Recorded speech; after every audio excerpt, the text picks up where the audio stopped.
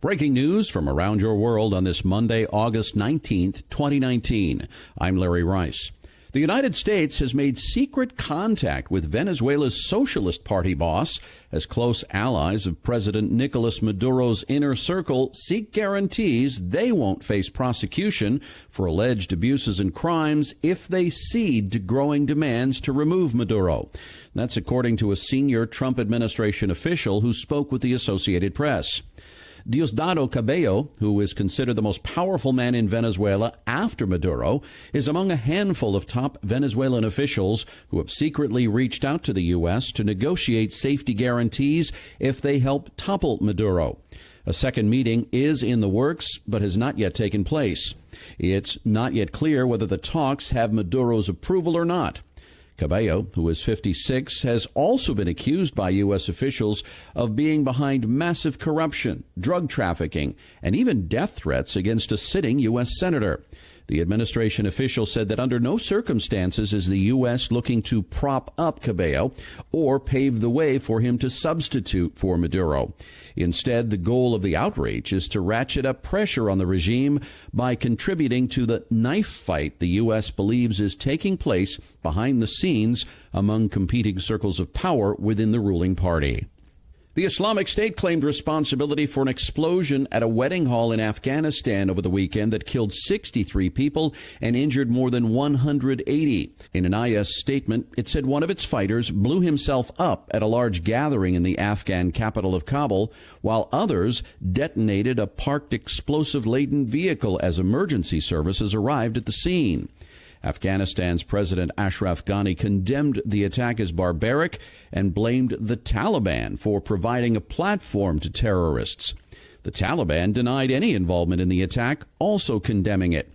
The U.S. and the Taliban continue to hammer out a possible peace deal that will lead to troops leaving Afghanistan in exchange for the Taliban agreeing not to allow the country to be used as a base for terrorist organizations. President Donald Trump said the U.S. is having very good discussions with both the Afghan government and the Taliban on a peace plan to end America's longest-running war. Trump said it can't be a laboratory for terror. The deal would include a U.S. Taliban ceasefire, but so far, no such truce between the Taliban and the Afghan military.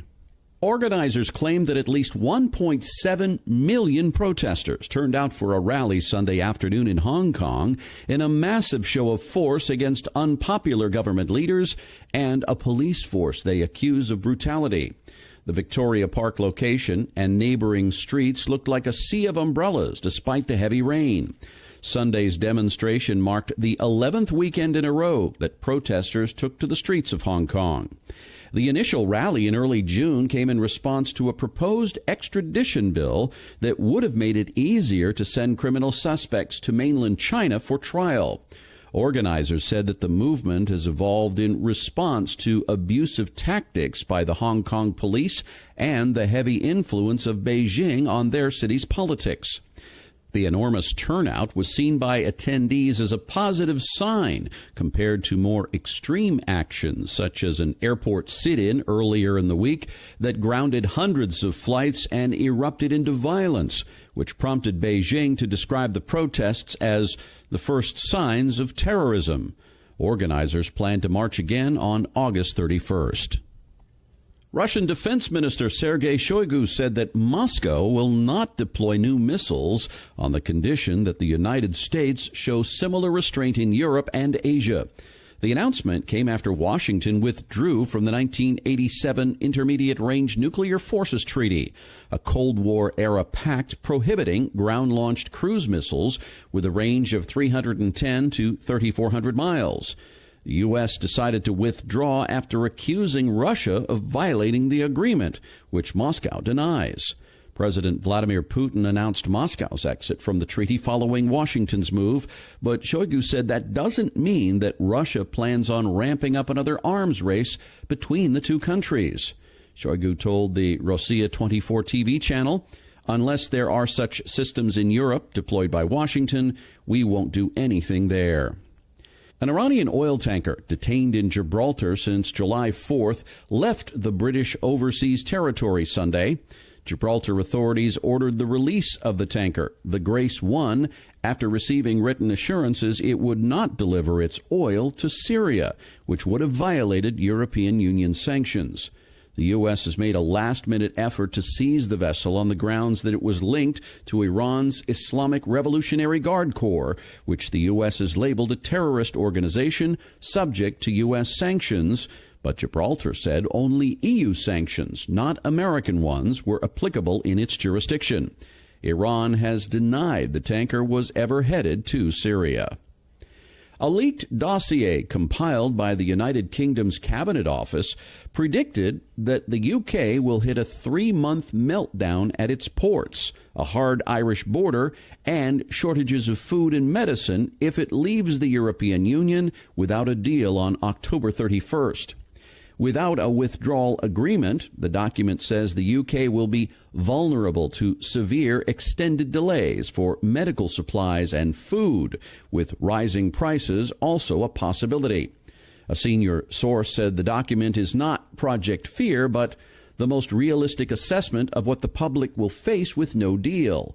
UK Prime Minister Boris Johnson has maintained that he wants to leave the EU with a deal, but he has demanded a new agreement without the Irish border backstop and is willing to leave the UK without a deal otherwise.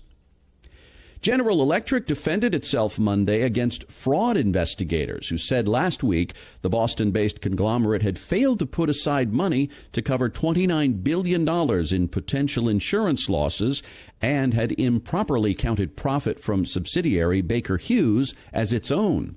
GE's shares fell by as much as 15% Thursday after financial investigators Harry Markopoulos and John McPherson published a 175-page report alleging fraud, but GE shares recouped much of the decline on Friday. On Monday, GE shares were down 0.3% at $8.77 in late morning trading. Steve Winokur, head of investor relations at GE, said in an email, "Our future liabilities on long-term care insurance depend on variables that will play out over decades, not years, and are dictated by rigorous testing processes, sound actuarial analysis, and the application of regulatory and accounting rules."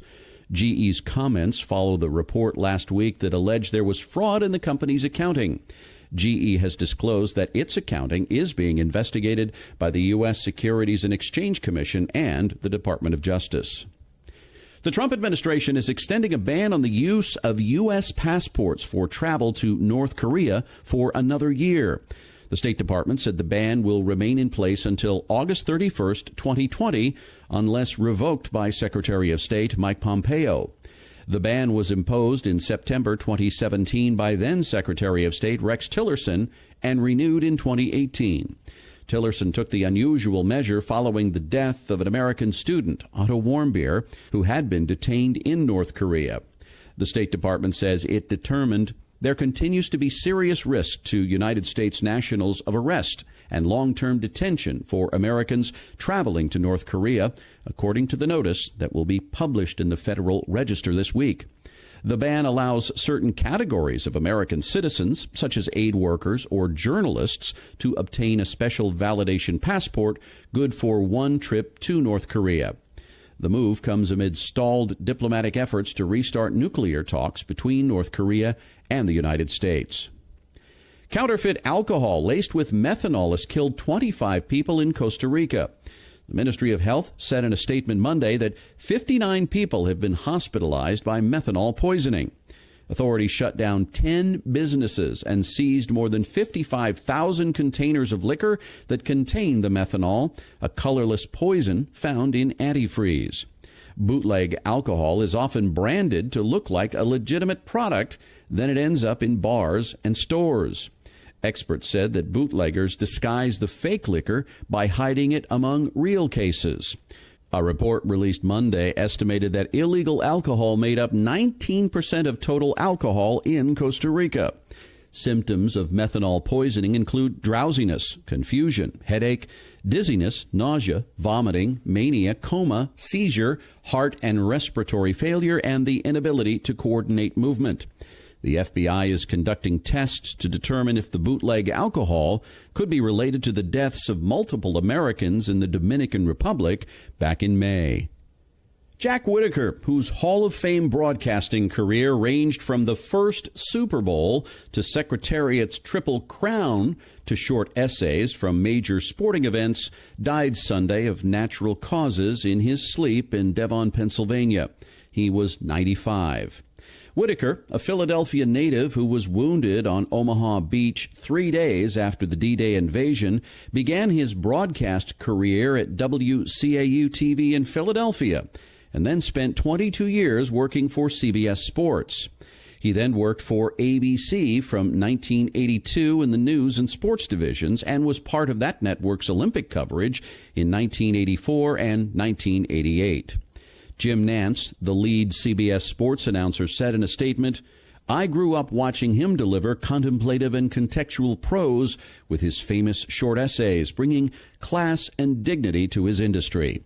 CBS Sports Chairman Sean McManus said Whitaker's unique perspective on sports, ranging from horse racing to golf to NFL football, was extraordinary. Whitaker was the only living play-by-play announcer from the first 21 Super Bowls. And that's your update for this Monday, August 19th, 2019. I'm Larry Rice. Thanks so much for supporting this podcast and for listening, and I hope you have a wonderful day.